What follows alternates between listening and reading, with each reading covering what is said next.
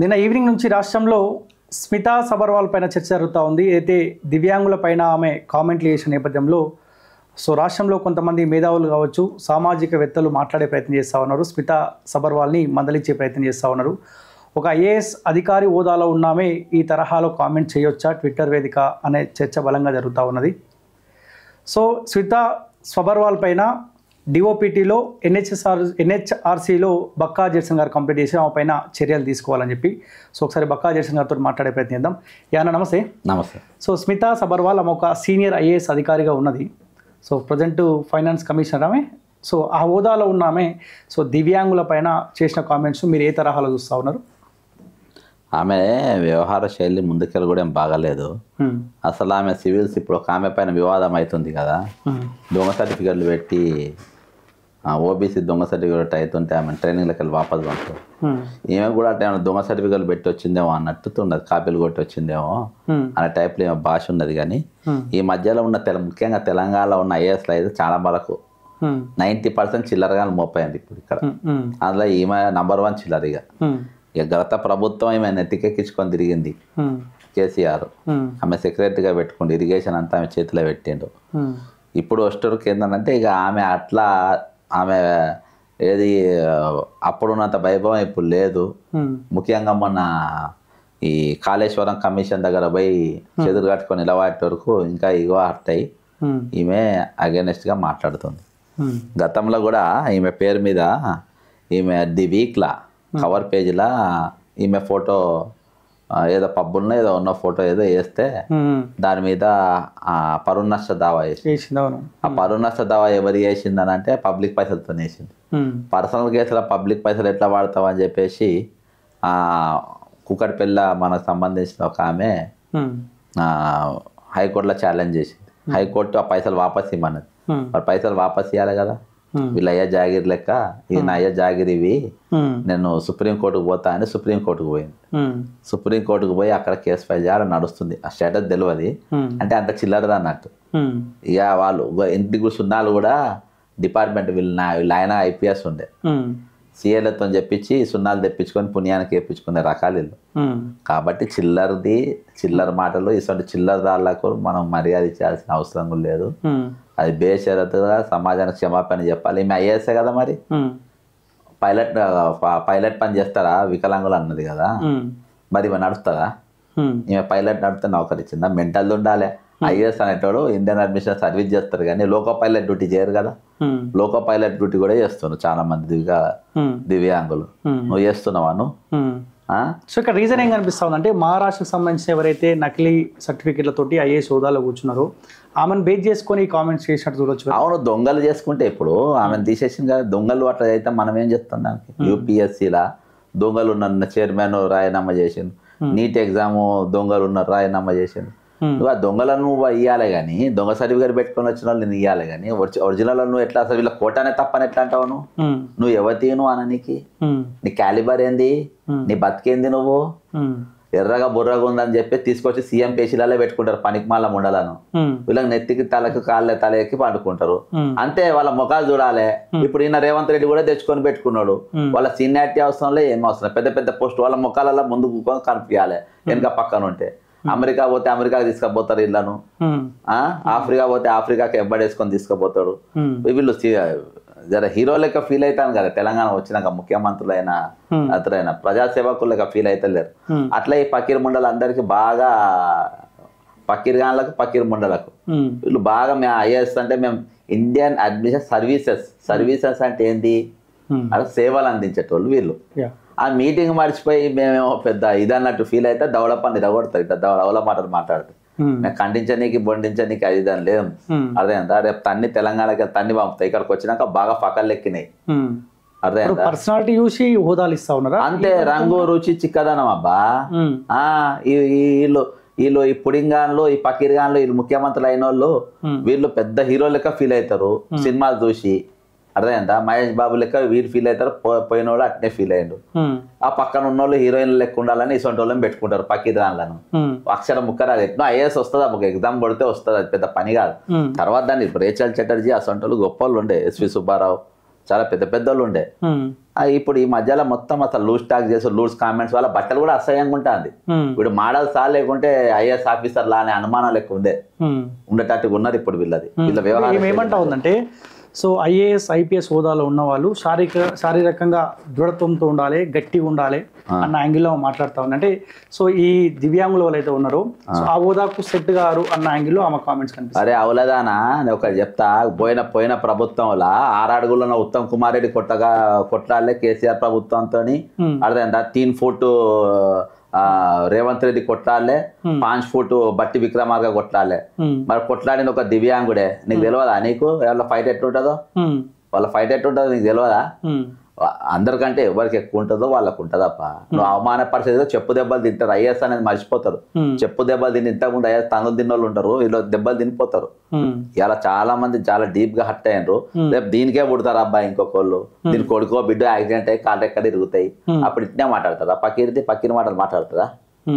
అర్థమైందా? ఈ ఫాల్తు ముండలు అంతా మోపైనరు, ఫాల్తు నాయకులు మోపైనరు. ముఖ్య తెలంగాణ వచ్చినాక ఆత్మగౌరవం నిదానంతో వచ్చినాక ఇతరుల గౌరవం కించపరిచేటట్టుగా ఈ రోజు తెలంగాణలో అటువంటి ఆఫీసర్లు అట్నే తయారైనరు, లుచ్చగాన్లు వీళ్ళు అట్నే తయారైన. మొత్తం దొంగలు 420 గాన్లు. సెంట్రల్ జైల్లో ఉన్న వాళ్ళు మామూలు ఇళ్లలో దొంగతనాలు చేస్తారు. ఆ దొంగ వీళ్ళు వైట్ కాలర్స్, పెద్ద రోక్స్ వీళ్ళు. లాస్ట్ లో పేషీలలో జీడిపప్పు గెస్ట్లకు వచ్చినప్పుడు జీడిపప్పు, బాదాం పప్పు, చాయ్ అంటే అవి కూడా ఎత్తుకపోయే ఆఫీసర్ లుచ్చానా కొడుకులు ఉన్నారు ఈ రోజు. రియల్ చెప్తున్నా. కురుకురే ప్యాకెట్లు వాపస్ తీసుకుపోతారు అబ్బా ఫంక్షన్లల్లా. కురుకురే ప్యాకెట్లు అవి మీటింగ్ లకు వచ్చిన గెస్ట్ వాళ్ళకి ఇయ్యకుండా సంచులలో వేసుకొని పోతారు వీళ్ళు. వీళ్ళు అసొంటి ఐఏఎస్ ఆఫీసర్లు తయారైంది ఇప్పుడు ఇక్కడ. అర్థమైందా? కేసీఆర్ ఒక మంచి పని చేసిండు.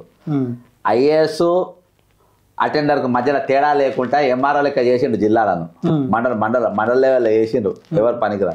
అయినా కానీ వీళ్ళకి తల బిరుసు ఎక్కి వీళ్ళు ఆమెకి ఏం అవసరం చెప్పబ్బా, నీకేం పని నీకు మాట్లాడనీకి, చెప్పు దెబ్బలు తినకుంటే నీకేమైతుంది చెప్పిండ్లా. ఈ మాట చాలా దూరం పోతుంది. నా అసంటోడు అసెంబ్లీలో కౌన్సిల్లో లేకుండా బతికిపోయిన లేకుండా చెప్పు దెబ్బలు ఇంటికి తీసుకపోయి చెప్పుతో కొట్టొద్దు. నేను ఈ మాటలు ప్రెస్ మీట్లు వీటితో కాదు, చెప్పు దెబ్బలు కొట్టాలి వేసుకుంటాను. ఐఎస్కి అందుకని డిఓపిటీలో కంప్లైంట్ ఇచ్చింది నేను ఈ రోజు. అవకాశం ఉంటుంది పైన చర్యలు తీసుకుని ఖచ్చితంగా దాన్ని వదిలేలేదు. వన్డే మ్యాచ్ ఉండదు. ఇది ఎప్పంచలో చూస్తున్నాము. సరే ఇవాళ డైరెక్ట్ గెలికిన దాకా వచ్చిన దాకా మీరు ఏం చేయగలుగుతారంటే ఇది నడుతుందా పైలట్? నడుతుందా పైలట్? ఆపరేషన్ చేస్తుందా? ఇది ఐఏఎస్లు ఎవరైతే చేస్తా బ్రదర్ బైపీసీ తీసుకుంటారు. బైపీసీ తీసుకున్నాక ఎంసెట్ ర్యాంక్ రాదు వాళ్ళకు. తర్వాత బిఎస్సీఓ డిగ్రీయో జాయిన్ అవుతారు. కోచింగ్ తీసుకో. అసలు టఫ్ ఏంటంటే నీట్ రానోళ్ళే. టఫ్ స్టడీ ఏంటంటే నీటే. అర్థమైందా? 7, 8 చదవాలి. వాళ్ళని వీళ్ళు శాసిస్తారు ఒరిజినల్గా. ఇవాళ గడాల మన ఎవరు ప్రిన్సిపల్ సెక్రటరీ వీళ్ళకు ఉండే ఎవరు హెల్త్ వాళ్ళకు ఈమె వాళ్ళకు పవర్ హైయర్ స్టడీస్ నీట్ వాళ్ళదే. బీజెడ్సీ అయినా లేకుంటే వీళ్ళది ఎవరిది మన జువాలజీ చదివిందో అయినా బిఎస్ వాళ్ళు టఫ్ ఉంటుంది వాళ్ళది. వీళ్ళు అందులో కోటాలు వచ్చేస్తారు, డాక్టర్ సివిల్స్ కొడతారు. ఇక మా అంత పుడింగ్లో లేరు అనుకుంటారు. అర్థమైందా? ఒక దగ్గర ఆన్లైన్ కంప్లీట్ ఇచ్చినారా? ఆన్లైన్ ఇచ్చినా ఆడ మా అడ్వకేట్ ఉండి దాన్ని ఫాలో అప్ చేస్తుంది. నంబర్ అయింది, రెండింటికి నంబర్ అయింది. చర్యలు తీసుకునే అధికారం ఎవరికి ఉంటుంది అంటే డిఓపిటీకి ఉంటుంది, ఎన్హెచ్ఆర్సీకి ఉంటుంది. అయితే దౌలలీలు ఖాయం నోటీసులు వస్తుంది. ఇప్పుడు ఆడ కలెక్టరే కూడా పీక్కోలే కదా వస్తాయి. నిజామాబాద్ వాడు ఒక 9 ఏళ్ళ పిల్ల రేప్ కేసులా 2022లో రేప్ అయింది. అక్కడికి వెళ్ళిన కేసు అయితే ఇప్పుడు రేపు సెప్టెంబర్లో పర్సనల్ గా రమ్మన్నారు. ఆమెకు 10 లక్షల రూపాయలు ఇవ్వాలి వీళ్ళు గవర్నమెంట్. మైనర్ బాలిక రేప్ అయిన వాళ్ళందరికీ మైనర్ అయితే 7 లక్షలకి వెళ్ళి 10 లక్షలు వీళ్ళకైతే ఇది. అందులో ఏషాలు వేస్తేనే ఇప్పుడు నువ్వు చక్కగా రారా పిల్లగా పిచ్చి డ్రామాలు చేయక అని చెప్పేసి ఢిల్లీకి పిలిపించారు. ఆ అజమాయిషి ఏమి ఉండదు, మనం ఫాలో అప్ చేస్తూ ఉంటాం కాబట్టి ఉంటుంది. రేపు ఈమె సంగతి కూడా మంచిగానే అవుతుంది. కానీ ఒకరో ఇద్దరు అక్కడ ఇక్కడ స్పందించే ప్రయత్నం చేస్తూ ఉన్నారు. ఆమె చేసిన వ్యాఖ్యల్ని పైన చర్యలు తీసుకోవాలని ఒకరో ఇద్దరు మాట్లాడుతూ ఉన్నారు. సో అనుకున్న స్థాయిలో పబ్లిక్ నుంచి కూడా ఎందుకు రావట్లే? ఆమె చేసిన వ్యాఖ్యల పైన కొంత మేధావి వర్గం ఉంటుంది, వాళ్ళకు కూడా మాట్లాడాల్సిన బాధ్యత ఉంటుంది కదా. అవునబ్బా, మేధావి ముఖం చూసి బొట్టు పెడతారు తెలంగాణ మేధావులు. అదేందా ఐఏఎస్ రేపు బిల్లులు ఏమైనా చేసుకుంటారు, అడ్వర్టైజ్మెంట్లు ఇస్తారని పేపర్ వాళ్ళు. ఎవరి ఇంట్రెస్ట్ వెస్టర్న్ ఇంట్రెస్ట్ వాళ్ళకు ఉంటుంది. కాబట్టి ఎవరు ఏమని అనుకున్నా కానీ మనం అందుకని నేను ఆలోచించిన పొద్దుగాలకి వెళ్ళి కొంచెం మంది లీగల్లో మాట్లాడితే ఏం చేద్దామంటే డిఓపిటీలో ఎన్హెచ్ఆర్సీలో ఒకటి పడేసాయి. దీనికి సపరేట్గా ఒక సెల్ ఉంది. ఏది దివ్యాంగులను దిగితే దానికి ఒక సెల్ ఉంది. నేను దాని మీద కార్పొరేషన్ చైర్మన్ గా చేసిన. దానికి ఒక చట్టం ఉన్నది. రీజన్ చట్టం ఉన్నది కాబట్టి ఖచ్చితంగా దాని కింద ఫిట్ అవుతుంది. ఈమె ఈ బలుగుతుంది, ఖచ్చితంగా నోటీసులు వస్తాయి. దీన్ని టెస్ట్ మ్యాచ్ లెక్కనే ఆడతాం, వన్ డే మ్యాచ్ ఏమి ఉండదు. కానీ ఏముంటుంది, మీరు ఇచ్చిన కంప్లైంట్ బేస్ చేసుకొని కూడా దీనికి సంబంధించి వివరణ ఇవ్వాలని అడుగుతుండొచ్చు. ఒకవేళ ఎన్హెచ్ఆర్సీ కావచ్చు, లేకపోతే డిఓపిటి కావచ్చు. సో కొన్ని సందర్భాల్లో చేయాల్సిన అవసరం వచ్చింది. మహారాష్ట్రలో ఆ ఇష్యూని బేస్ చేసుకుని నేను కామెంట్స్ చేసిన. సో నిజంగా ఐఏఎస్ ఐపీఎస్ అధికారులు కొంత ఒక మంచి హోదాలో ఉండాలి, సో దృఢంగా ఉండాలన్న యాంగిల్లో నేను ట్వీట్ చేశానని చెప్పే అవకాశం ఉంటుంది కదా. అవునబ్బా, ఆమె దొంగసారి పెడితే దాన్ని చేయలేమనాలి. నువ్వు అలా ఆమె పేరే మెన్షన్ చేయాలి. అసలు నువ్వు వీళ్ళు పైలట్ ఫ్లైట్ నడపగలుగుతారా, వీళ్ళు ఆపరేషన్ చేయగలుగుతారా అని అన్నావు. అదేందా ఆపరేషన్ చేసిన డాక్టర్లు ఉన్నారు పెద్ద పెద్ద వాళ్ళు. అదేందా అందులో కూడా దివ్యాంగులలో కూడా పెద్ద పెద్ద డాక్టర్లు అయిన వాళ్ళు ఉన్నారు. టాప్ షుగర్ స్పెషలిస్టులు ఉన్నారు, హార్ట్ స్పెషలిస్టులు ఉన్నారు. చేయగలిగేది వాళ్ళు చేస్తారు. నీకేం అవసరం? నువ్వు ఏదో అయినావు, మూసుకొని కూర్చోరాదు. నువ్వు నీ మొగడు ఇద్దరు కలిసి ఫుల్ సంపాదించారు బీఆర్ఎస్ పీరియడ్లా. అర్థమైందా? రేవంత్ రెడ్డి అంటే నిజంగా ఏమని ఉంటే వాళ్ళ మీద సిబిఐ ఎంక్వైరీకి రికమెండ్ చేయాలి, లేకుంటే నీ బిజినెస్ తోనన్నా చెప్పియాలి. ఇంకా అందరితో సెటిల్మెంట్లు చేసుకుంటా, న్యూ ఇయర్ దావతులు పాల్గొనుకుంటా, వీళ్ళు సెటిల్మెంట్ చేసుకుంటే ఈయన ఉన్నాడు. కాబట్టి ఏడైతుంది, అందుకే నా ఫకర్తో మాట్లాడుతుండు, ఫకర్ మాట్లాడాలి. ఓకే. సో రెండోసారి మొన్న రీసెంట్గా కూడా మళ్ళీ రాష్ట్ర ముఖ్యమంత్రి మీ పేరు ప్రస్తావన తీసుకొని వచ్చిండు. ఎవరైతే 3 దీక్షలో కూర్చున్నారో ఒక ఆయనేమో ఎగ్జామ్కి గ్రూప్ 1 ఎగ్జామే రాయలేదు, ఆయన దగ్గర ఏమీ లేదని చెప్పిండు. ఇంకో ఆయన కోచింగ్ సెంటర్లను కాపాడుకోనికి అని చెప్పారు. మీ పేరు కూడా ప్రస్తావనకు వచ్చింది. సో ఆయనకు కాంగ్రెస్ పార్టీలో ఉద్యోగం రాలేదని చెప్పి ఆయన దీక్ష కూర్చుని చెప్పి మీ పైన మళ్ళీ సెకండ్ టైం కామెంట్స్ చేసిండు. అవునబ్బా, ఆయన నారా రేవంత్ నాయుడు ఆయన ఇప్పుడు అర్థమైందా? అయితే ఆయన రోగం ఏందనంటే అసలు నేను కాంగ్రెస్లో లేనని సంగతి అయినా తెలియదు. మరి పోస్ట్ ఎట్లా అడుగుతాను నేను?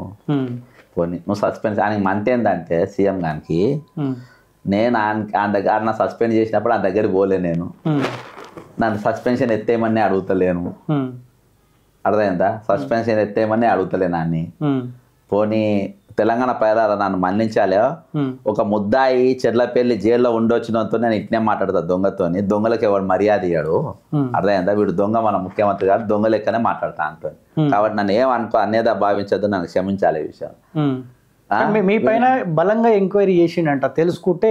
సో బక్కా జడ్సన్ గారు దీక్ష ఎందుకు చేస్తారంటే ఆయన కాంగ్రెస్ పార్టీ నుంచి సస్పెండ్ చేసిన చెప్పు తీసి కొడతారు, చెప్పు తీసి కొడతారా అని. అర్థమైందా? వాడిని ఒకటే నేను సీఎం గారిని ఒకటే అడుగుతున్నా, అరే నువ్వు నన్ను నువ్వు పీసీసీ అయినావు, నువ్వు పీసీసీ గానికి నేను నీకు దానం చేసిన సహాయం నేను నీ దగ్గరకు వచ్చి ఏమన్నా అడిగిందా? నువ్వు రాకముందు నేను అఖిల భారత కాంగ్రెస్ పార్టీ సభ్యుని, నువ్వు దాన్ని తీసేసినావు. ఎందుకు తీసినావని అడిగినా? పోనీ మానసిక స్థితి ఇంతే అనుకున్నా. అకుల్ సబర్వాల్ లెక్క వాడు కూడా, స్మితా సబర్వాల్ వీడు ఒకటే బ్యాచ్. సెకండ్ నా పీసీసీ జనరల్ సెక్రటరీ తీసేసిండు వీడు. నేను వచ్చి అడిగిన వీడిని నా పోస్ట్ ఎంత తీసినామని. బో నా ఇంటికి కూర్చిపోయింది అనుకున్నా. అర్థమైందా? తర్వాత నాది ఏది పీసీసీ మెంబర్ కూడా బీకిండు, నాకు గోరు పోయింది అనుకున్నా. తర్వాత నేను వేరే రాష్ట్రాలకు ఇన్ఛార్జ్ పోతుంది, అది రాకుండా అది తీపిచ్చిండు. తీపిస్తే లైట్ తీసుకో అనుకున్నా. ప్రభుత్వం వచ్చింది, ప్రభుత్వం వస్తే ఒక్కరోజు ముందే చెప్పిన వీడు దొంగ, చెర్లపల్లికి జైలుకు దొంగతనం చేసిపోయింది అక్కడికి రెడ్ హ్యాండ్ దొరికి, వీడిని ముఖ్యమంత్రి చేస్తే మీ పరువు పోతుంది అని చెప్పి కౌంటింగ్ కాకముందే ప్రెస్ మీట్ ఇచ్చిన వాని మీద. అదేంట ఇస్తే వాడిని చేసుకున్నారు వాళ్ళు. ఈరోజు అఖిల భారత కాంగ్రెస్ కమిటీనే వాడు బ్లాక్మెయిల్ చేస్తాడు, ఆ పార్టీకెళ్ళి ఈ పార్టీకెళ్ళి ఎమ్మెల్యేని తెచ్చుకొని, మీరు నన్ను తీస్తేనే వీళ్ళని తీసుకొని పోతా అని. వాడు వచ్చిందే సీఎం కుర్చీ కాంగ్రెస్కి వచ్చిందని వచ్చిందాడు, వీడు పోతే వీనెంబడి ఎందుకు పోతాడు? ఎవడు పోడు. ఆ బ్లాక్మెయిల్ చేస్తున్నాడు. అందులో ఏందనంటే వీళ్ళిద్దరి పేర్లు వాడికి టార్గెట్ నేను, నన్ను అంటే డైరెక్ట్ అంటే బాగుండదని చెప్పి ఇద్దరిని కలుపుతుంది అటు ఇటు. అదేందా? వీడికి ఇంత చేసినా వీని ఫకర్ అమ్ముతలేదని వాడు. నువ్వు అదే కేసీఆర్తోనే నన్ను ఏం బీకలేకపోయాయి, నీతోనే ఏమవుతుందా? కానీ మంచో చెడు 2 times మీ పేరు ప్రస్తావన తీసుకొచ్చిండు. గతంలో ఒక ఇంటర్వ్యూలో కూడా మీ పేరు ప్రస్తావన తీసుకొని వచ్చిండు.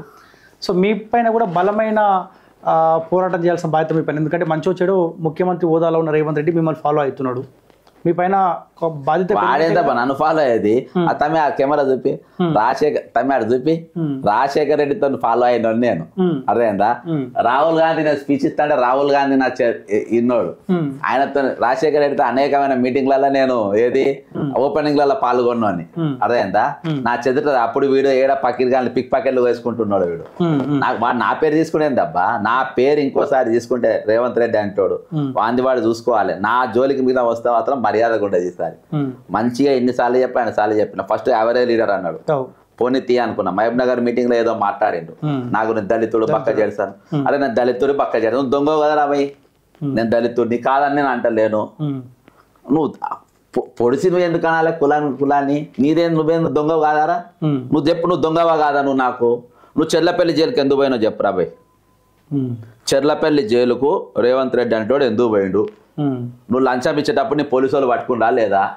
నిన్ను గల్ల పట్టుకుని వాళ్ళు కొట్టినరా లేదా లోపల తీసుకపోయి నేను 3rd డిగ్రీ ఇచ్చి కొట్టినరా లేదా ఇదే మహేందర్ రెడ్డి కొట్టిపించిందా లేదా ఉల్టా లట్కాయించి తన్నినరా లేదా వాళ్ళు జైల్లోకి పోయినాక నీ దొంగలు కొట్టినరా లేదా చంద్రబాబు నాయుడు ఆ పైసలు మనకి ఎమ్మెల్యే ఇవ్వమంటే ఒక కట్టెలకెళ్ళి 500 నోట్లు 10 గుంజినవా లేదా చెప్పురా బాయ్ ఇవన్నీ బతికిది స్మితా సబర్వాల్ నువ్వు మీరంతా నవీన్ మిత్తన్ మీదంతా ఒకటే గ్యాంగ్ దొంగల గ్యాంగు ఇంకేంటంటే కవిత మీద కేసులు వేసిన ఇలా వాడు ఎంత చేసినా జడ్సన్ ఫైట్ చేస్తే కాంగ్రెస్ వచ్చిందనే అంటారు వీడు ఎంత మొత్తుకున్నా వీడు ఏం చేసినా నేను ఆ ఫకరా స్టైల్లో నేను ఉంటా కానీ ముఖ్యమంత్రి గురించి ఎన్ని మాటలు మాట్లాడుతూ ఉన్నారు అయినా కాంగ్రెస్ పార్టీ గుర్తించి ఒక ముఖ్యమంత్రి హోదాలో కూర్చోబెట్టింది కదా వాళ్ళకి సిగ్గు లేదు కూర్చోబెట్టిన వాళ్ళకు సిగ్గు లేదబ్బా వీరి కింద పనిచేసే వాళ్ళకి ఇక వాళ్ళే అర్థం చేసుకోవాలి మేము ఎక్కడ ఉన్నాం అనేది అదేందా నేను చాలా షానుకున్నా బ్రదర్ డైలీ 8 hours వండుకుంటున్నా 3 పూటలు మంచిగా తింటున్నా అదేనా షానుకున్నా నేను ఒక దొంగ కింద పనిచేస్తాను నా చరిత్ర అలా రాజశేఖర్ రెడ్డి గారు రాహుల్ గాంధీతో పనిచేసి చాలా అక్కడికి ఈ పకీర్ గాంధీతో నేను పనిచేసి వీని కింద నేను పనిచేసిన చరిత్ర నాకు లేకుండా పెట్టుకున్నా నాకు దానికి మించిన అదృష్టం నాకు లేదు నేను లీడర్ కావాలని రాజకీయాలకు వచ్చాను లీడర్ లెక్కనే ఉన్నాను గర్వం అని అనుకోవద్దు నేను వాస్తవం చెప్తున్నా ఒక 420 గాని కింద పనిచేసే బదులు కామ్గా ఉండడు చాలా ఉత్తమం ఇవాళ నాకు అన్ని పార్టీలు పిలుస్తారు కేటీఆర్ కూడా నా పేరు తీసిండు అట్లా అంటే ఒక్కటి కాదు 2-3 సార్లు తీసిండు అర్థమైందా నేను చేసినాయే వాడు ఫాలో అవుతుండ్రు నేను చేసినాయి కదబ్బా నేను చేసినాయే కానీ ఇండివిజువల్ గా పోరాడే బదులు ఒక పార్టీ లైన్ తీసుకోవచ్చు కదా ఏ అవసరం లేదా బ్రదర్ అన్ని పార్టీలు గట్టినే ఉంటాయి ఎవరైనా మేఘా కృష్ణ దొంగని ఏదైనా పార్టీ అంటే ఆ పార్టీలో పోదాం అనుకున్నా ఏ పార్టీ వాడు అంటలేడు ఇప్పుడు రాత్రి కేశవరావుకు కాంగ్రెస్ పార్టీ ఆయన అడ్వైజరీ మెంబర్గా ఉన్న బీఆర్ఎస్ పార్టీ 2 సార్లు ఓడిపోయింది మళ్ళీ ఇప్పుడు ఇచ్చినట్టుగా మీ పార్టీలో ఓడిపోయిండు ఇంట్లోకి వచ్చింది ఇక వచ్చి తల్లి లాంటి పార్టీ ఇంటికి వచ్చింది అంటుండు తల్లి లాంటి పార్టీ ఇక అందరు ఈ మధ్యలో కొత్త ఫ్యాషన్ ఆయన కూడా పటాన్చేరు ఎమ్మెల్యే మా తల్లి లాంటి పార్టీలకు మైపాలరెడ్డి యాదయ్య మా తల్లి లాంటి పార్టీ ఇలాంతా తన్నిపోయిన వాళ్ళే ఇట్లా తన్నిపోయిన వాళ్ళంతా తల్లి లాంటి పార్టీ తల్లి గుర్తుకు వచ్చింది వచ్చినాక అర్థమైందా అట్లా తల్లి పార్టీ ఇంటికి అనద్దు మీరు మొగనింటికి వచ్చినామని చెప్పాలి వీళ్ళు ఓకే అర్థమైందా ఇప్పుడు మొగుడు రేవంత్ రెడ్డి ఇప్పుడు కాంగ్రెస్ పార్టీ మొగని దగ్గరికి మళ్ళీ వచ్చినాము అర్థమైందా అప్పుడు రోగంతో ఉంటే ఇండంతో లేచిపోయినాము అర్థమైందా రోగం వచ్చినప్పుడు కాంగ్రెస్ పార్టీకి రోగం వచ్చినప్పుడు పట్టీలు కట్టుకొని ఉన్నప్పుడు ఆరోగ్యం బాగా లేకుండా పండుకున్నప్పుడు మిండంతో వెళ్ళిపోయినాం మేము ఇప్పుడు మంచిగా మళ్ళా మొగుడు మంచిగా గట్టిగా అయిందని ఇప్పుడు ఆ మిండర్కు రోగం వచ్చిందని చెప్పి అని వదిలేసి మళ్ళా అట్లా తిరిగి మళ్ళీ వచ్చిండ్రు అంటే మొత్తం పొలిటికల్ లపాకీలు అన్ని రోగాలతో వచ్చిండ్రు అర్థమైందా రాజకీయ వ్యభిచారులు అంటారు వీళ్ళని అర్థమైందా కాబట్టి తల్లిలాంటి పార్టీలోకి వచ్చిన వాళ్ళు అడ్వైజర్స్ ఇప్పుడు ఇట్లా దింపుకొని పెట్టుకుంటున్నారు రేవంత్ రెడ్డి సో స్మితా సబర్వాల్ పైన ఖచ్చితంగా చర్యలు తీసుకోవాల్సింది అంటారు ఇక ఖచ్చితంగా బ్రదర్ బేషరతుగా ఆమె ఒక్క దివ్యాంగులు ఒక తెలంగాణ దివ్యాంగులం కాదు అవమానపరిచింది విశ్వవ్యాప్తంగా ఉన్న దివ్యాంగులని ఈరోజు ఆమె కించపరిచింది అర్థమైందా అసొంటోని మీరు గవర్నమెంట్ అనేటువంటి సిగ్గుశరం ఏమైనా ఉంటే రేవంత్ రెడ్డికి తక్షణం ఆమెను నువ్వు కేంద్రానికి సరెండర్ చేయాలి అర్థమైందా కిషన్ రెడ్డి బండి సంజయ్ కూడా ఈమె పైన మీరు ఇమీడియట్ గా చర్యలు తీసుకోవాలి అర్థమైందా ఈమె సివిల్ సర్వీసెస్ లో ఉన్న కూడా పక్కన పెట్టాలి ఎంక్వైరీ చేపియాలి అర్థమైందా ఈమె ఏమేమి చేసింది ఇరిగేషన్ ఈమె కీ రోల్ నడిచింది ఇరిగేషన్ లో మొత్తం ఎంక్వైరీ చేయాలి ఆయన పైన ఖచ్చితంగా చర్యలు తీసుకోవాలి, లేకుంటే మాది యాక్షన్ ఇదే విధంగా ఉంటుంది. Okay, anyway thank you so much అన్న. Thank you bye. సో ఇది కాంగ్రెస్ పార్టీ మాజీ నాయకుడు బక్కా జయసన్ గారితో స్పెషల్ ఇంటర్వ్యూ. చూస్తుండే college TV. Thank you so much.